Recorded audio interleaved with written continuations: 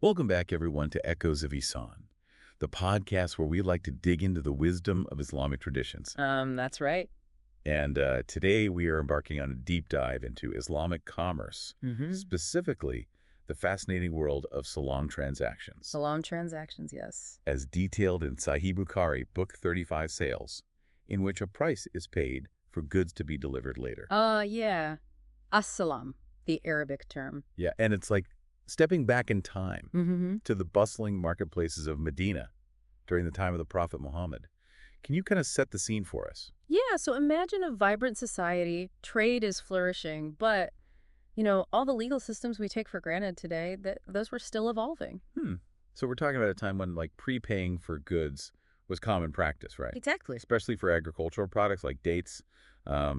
It's almost like, pre-ordering your groceries today. Yeah. But there's a lot more at stake. Exactly. And, back then, agreements were often made with a handshake and good intentions, but that could lead to, misunderstandings and disputes. Oh, I bet. Especially when you're dealing with future deliveries. Mm-hmm. Like imagine paying for a date harvest years in advance. Exactly. How do you ensure you get what you paid for? That's the question. Both in quantity and quality, right? Right. So that's where things can get really tricky. Yeah, it was a recipe for potential disagreements. So how did they address these challenges back then? Well, that's where the wisdom of the Prophet Muhammad really shines through. Okay. The Hadith in this book offer us a glimpse into how he guided the community towards establishing clear, ethical, and transparent trade practices. Okay, so let's get into the specifics. What kind of guidance did the Prophet offer regarding these salam transactions?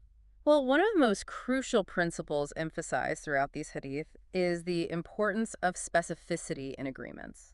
It's like, look at Hadith 441, for example. It highlights a common issue. People were prepaying for fruits to be delivered 1 to 3 years later. Wow. But without clear agreements on the weight or measurement of the goods? Oh, that sounds like a problem waiting to happen. Exactly. And this ambiguity, this led to disputes and dissatisfaction. It's almost like buying a mystery box. You're paying for something, but you don't know what you're going to get. Yeah. That seems like a recipe for disaster. Yeah. And so the Prophet Muhammad, he offers a very straightforward solution. Okay. The need to specify not just the type of goods, but also the exact weight, the measure, and the time frame for delivery. Think of it as creating a detailed contract that protects both the buyer and the seller. Okay, that makes a lot of sense. So it brings clarity, it eliminates the guesswork, Right. which is, essential for building trust in any transaction, right? And it wasn't just a one-time recommendation. This emphasis on specificity appears repeatedly in various hadiths. Oh, interesting. Like 442, 443, 444, and 445, they all reiterate the same message, Wow. emphasizing the importance of clear terms for establishing a fair and trustworthy marketplace. So this shows how crucial this principle was to the Prophet Muhammad. So fascinating to see how these seemingly simple guidelines could have such a profound impact, shaping the economic landscape of Medina. It's like you're laying the foundation for a system where everyone understands the rules of the game. Absolutely. And it wasn't just about preventing disputes. These guidelines also promoted a sense of responsibility and accountability among traders. When the terms of a salam transaction were clearly defined, both parties knew exactly what was expected of them. Makes sense. This fostered a culture of honesty and ethical conduct. This idea of ethical conduct seems to be at the heart of these hadiths, Yeah. right? Yeah. It's not just about making a profit. It's about doing business in a way that's fair and transparent and benefits the entire community. You've hit the nail on the head. The Prophet Muhammad's guidance on salam transactions wasn't just about regulating trade. It was about cultivating a society where ethical values were intertwined with economic practices. Wow. And this holistic approach is what makes these teachings so relevant even today. So these principles were clearly important to the Prophet. But how widespread was this practice of salam transactions within the early Muslim community? Was it something that everyone engaged in? Well, Hadith 446 gives us a fascinating glimpse into that. It mentions that even prominent companions of the Prophet, like Abu Bakr and Umar, who are known for their piety and integrity, they engaged in salam transactions for various goods like wheat, barley, dates, and dried grapes. So it wasn't just a fringe practice. No. It was a widely accepted and legitimate form of commerce practiced at all levels of society. Exactly. That really speaks to its significance. It demonstrates that salam transactions were not just permissible, but also seen as a practical and ethical way to conduct business, even for those closest to the Prophet. It was woven into the fabric of their daily lives. Now, there's a detail in Hadith 447 that I found particularly intriguing. It mentions that whether the seller actually had the goods on hand at the time of the salam agreement wasn't the primary concern. It was more focused on the clear terms of the future delivery. That's a key point. Yeah. That reveals a lot about the underlying principles of salam transactions. You see, it wasn't just about exchanging goods, it was about establishing a bond of trust and commitment between the buyer and the seller. The seller was essentially making a promise to deliver based on their future ability to acquire or produce the goods. So it speaks to a really deep level of trust within the community, right? You're relying on someone's word and their commitment to fulfill their obligation, even if they don't have the product at that very moment. Exactly. It highlights how salam transactions were rooted in a system of mutual reliance and accountability, where reputation and fulfilling one's promises, those were paramount. It's like a social contract underpinning the entire system. It makes you think about the role of trust in modern business dealings today. You know, we have contracts, we have legal frameworks, but ultimately a lot still hinges on trust and reputation. You're absolutely right. And that's why these teachings from the time of the Prophet Muhammad remain so relevant. They remind us that ethical conduct, transparency, and building trust are essential for a thriving marketplace, no matter what era we're in. This has been a fascinating exploration so far, but before we move on, I'm curious, were there any limitations or specific types of salam transactions that were prohibited or discouraged? Were there any boundaries to this system? That's a great question, and it leads us to another set of important principles that are outlined in these hadiths. Okay.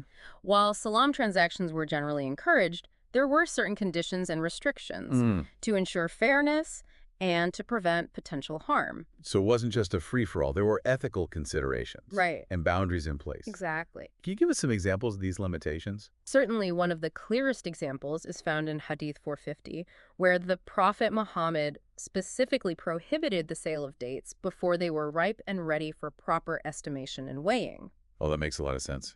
Trying to assess the quantity and quality of unripe dates would be like trying to predict the weather months in advance. Too much uncertainty. Exactly. The Prophet Muhammad recognized that selling goods based on speculation or uncertain future conditions could lead to unfairness and disputes. It's about establishing a system where transactions are based on clear, measurable criteria. So it's not just about trust. Right. It's also about eliminating unnecessary risk and ambiguity, which could create an uneven playing field. Precisely. And this principle, this extends beyond just dates. Right. Hadiths 451 and 452, these reveal another interesting prohibition. Okay. The Prophet Muhammad forbade selling silver for gold on credit. This might seem specific, but it points to a broader principle, of avoiding excessive risk and potential for financial instability.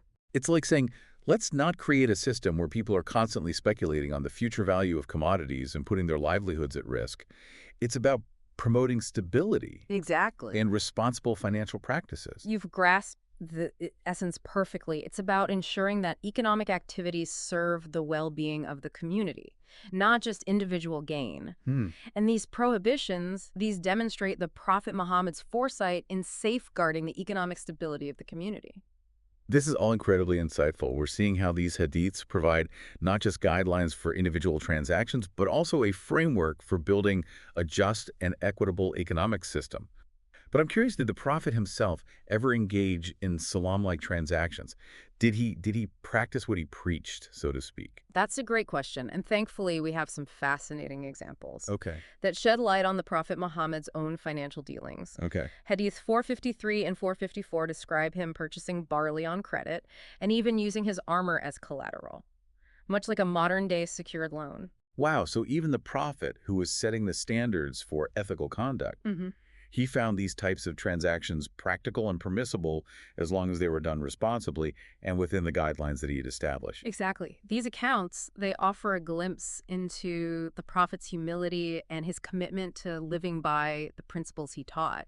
It shows that he wasn't simply dictating rules from a position of authority, but participating in the economic life of the community, just like everyone else. It makes these teachings feel even more relatable. Yeah. It's one thing to hear about abstract principles. It's another to see them lived out, by the Prophet himself. Absolutely. It reinforces the idea that these teachings are not just theoretical concepts, but practical guidelines for how to conduct ourselves in the real world, even in the realm of finance and business. It's remarkable how the concept of specified measure and specified period keeps recurring throughout these hadiths. It seems like the foundation Yeah. of ethical and transparent trade in Islam. You're absolutely right to highlight that. It speaks to the overarching importance of clarity and agreement in all transactions. You see, Islam places a strong emphasis on justice and fairness. Right. And having clear, unambiguous terms, this helps to achieve that goal, which ultimately benefits both individuals and society as a whole.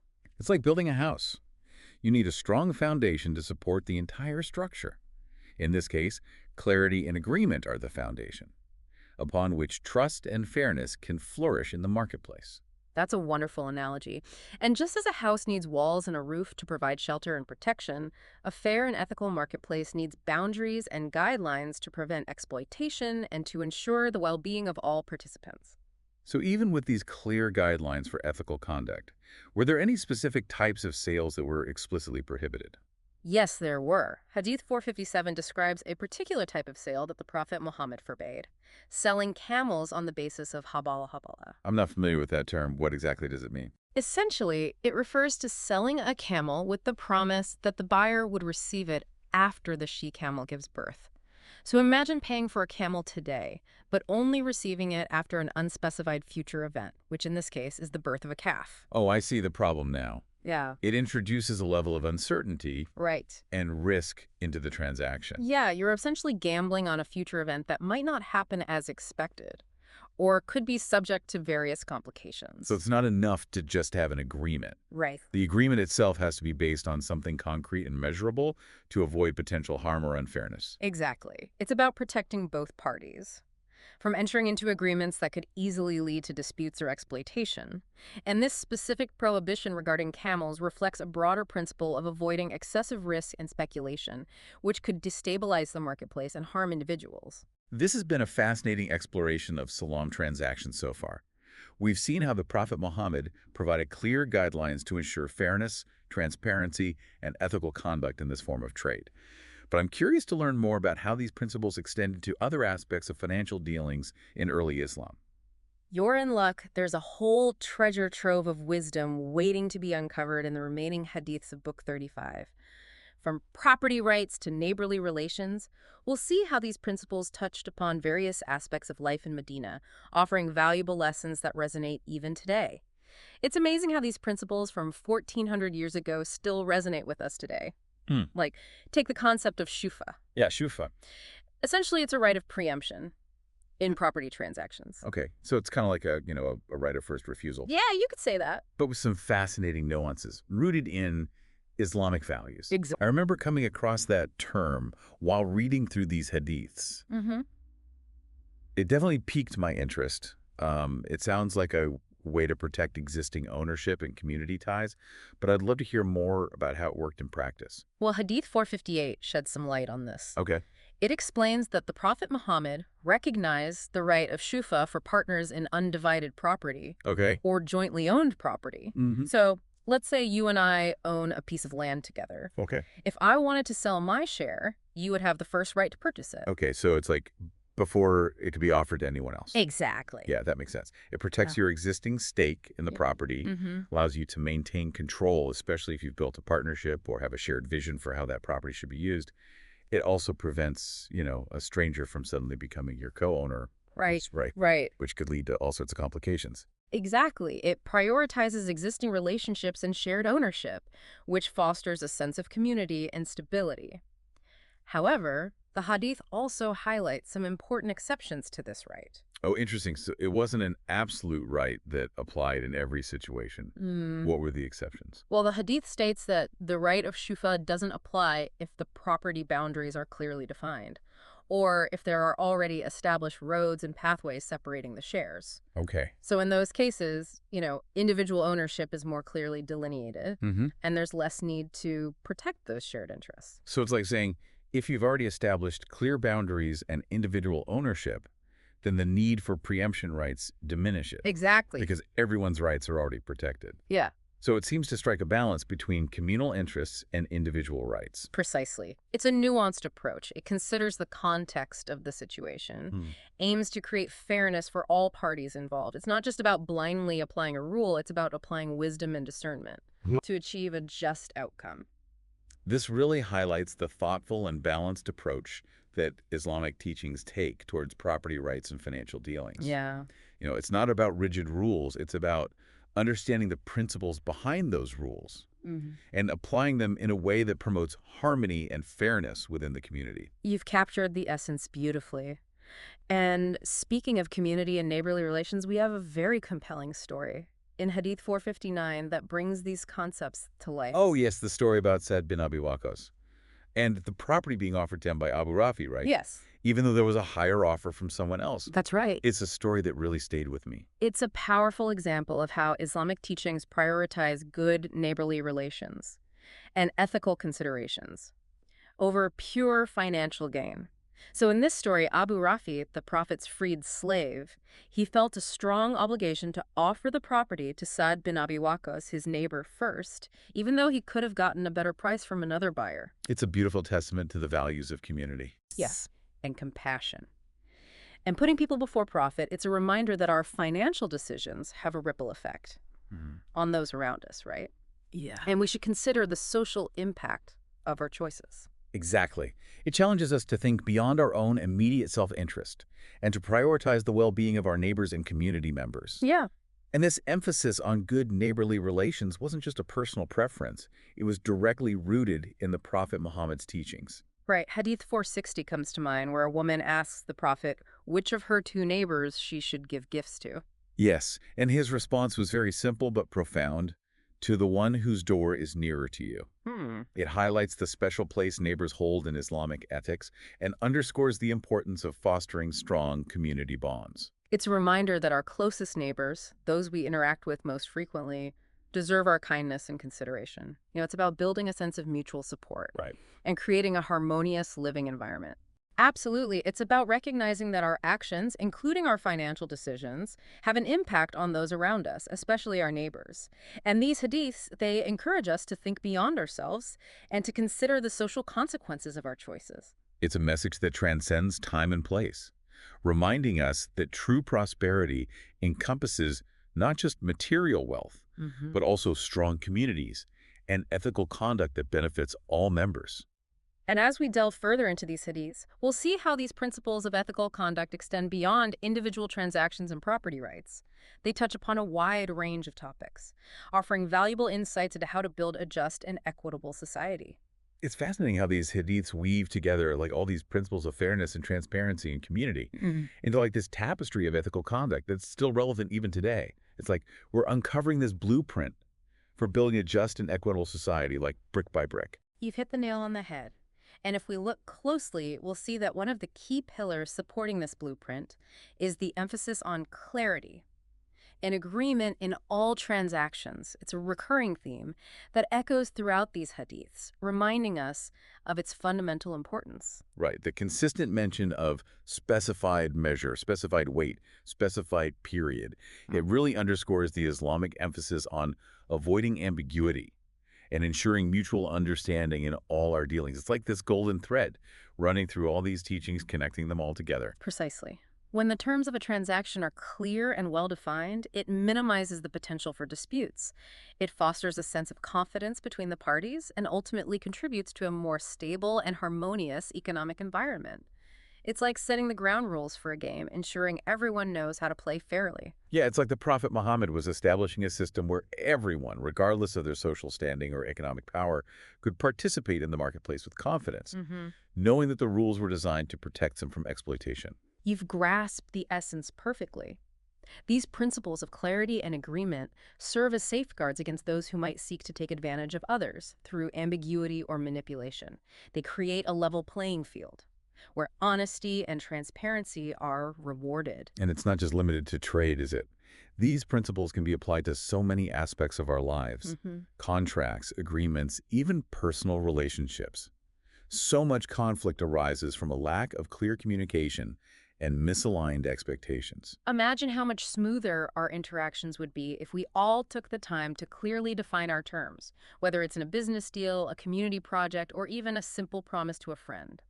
It's about setting ourselves up for success by building a foundation of mutual understanding. It's a powerful reminder that good communication, transparency, and a commitment to fairness are the essential ingredients for building strong and lasting relationships, both in our personal and professional lives. They're the glue that holds communities together. And at the heart of it all, that's what these hadiths are guiding us toward, a way of life. That's rooted in ethics, compassion, and a deep respect for the well-being of others. They offer us a timeless roadmap for navigating the complexities of human interaction in a way that benefits not just ourselves, but the entire community. It has been an enlightening journey through the world of salam transactions. And just the broader principles of ethical conduct in Islamic teachings. We've seen how these seemingly ancient principles are still relevant in our modern world, offering us valuable insights into how we can build a more just and equitable society. Indeed. But as always, our deep dive leaves us with more to ponder.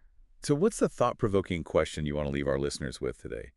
What can we take away from this exploration of salam transactions and apply to our own lives? Here's one to consider. We've seen how the Prophet Muhammad, even while leading a growing community facing immense challenges, took the time to address the intricacies of trade and ensure fairness for all. So how can we in our modern world draw inspiration from his example and these 1,400-year-old principles to create a more just and equitable world, even amidst the complexities we face today? It's a challenge worth contemplating. That's a powerful question to reflect on. Thank you for joining us on this deep dive into Sahih Bukhari, Book 35. We hope this exploration has sparked your curiosity and encouraged you to consider how these timeless principles can guide our own financial decisions and interactions in the world today. Until next time, may your pursuit of knowledge and ethical living continue to illuminate your path.